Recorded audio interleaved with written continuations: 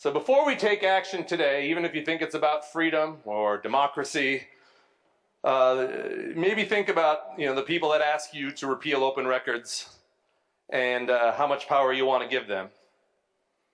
The bill before you today essentially sets the stage to make coordination legal, and we'd be the first state to do so.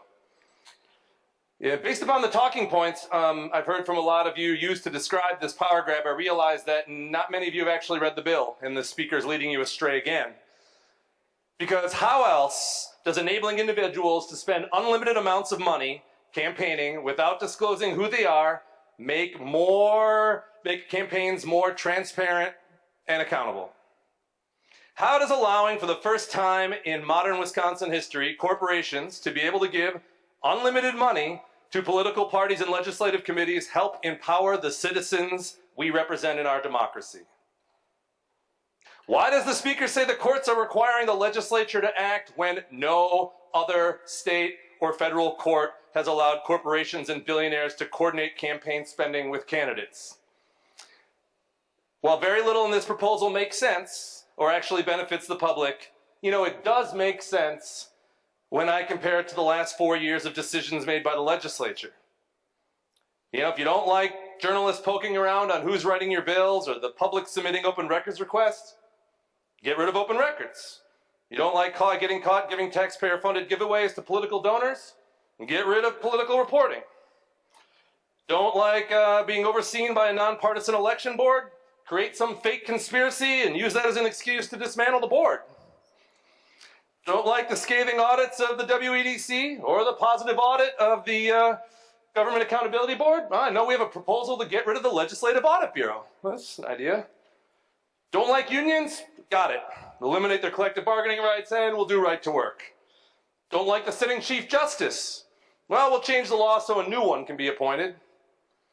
Don't like the DNR board overseeing our natural resources? Well, we'll give the partisan DNR secretary absolute power, but we did correct that. Don't like the state superintendent pointing out that your cuts to public school funding are hurting the classrooms? Well, we'll make him a political appointee. And yes, my colleague from Madison, if you don't like the scientists at the DNR saying that a giant open pit mine will destroy drinking water, well, fire the scientists. Beyond dismantling these long-standing structures and policies that exist for accountability, many other decisions that we've made have been about political control and putting consolidation of power above the highest interest of the state. I actually thought I heard the speaker say at a press conference today that our society needs more discussion of issues and less discussion of elections. The irony.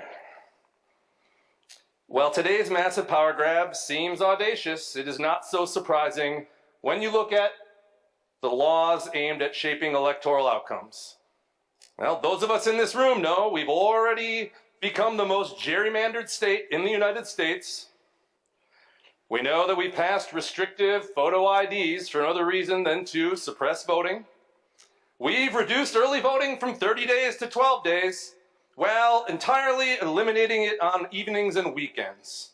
We require proof of residence when registering to vote. We eliminated the certification of statewide voter registers, meaning anyone who registers other than to vote can only do so in the county which they're certified. We increased the residency requirement from 10 days to 28 days. We've eliminated faxing and emailing of absentee ballots to anyone other than military overseas voters. We've done a number of other things, made it harder to use a student ID. But I got an idea. After 4.5 years of Republican dismantlement, I think the public has realized they were played.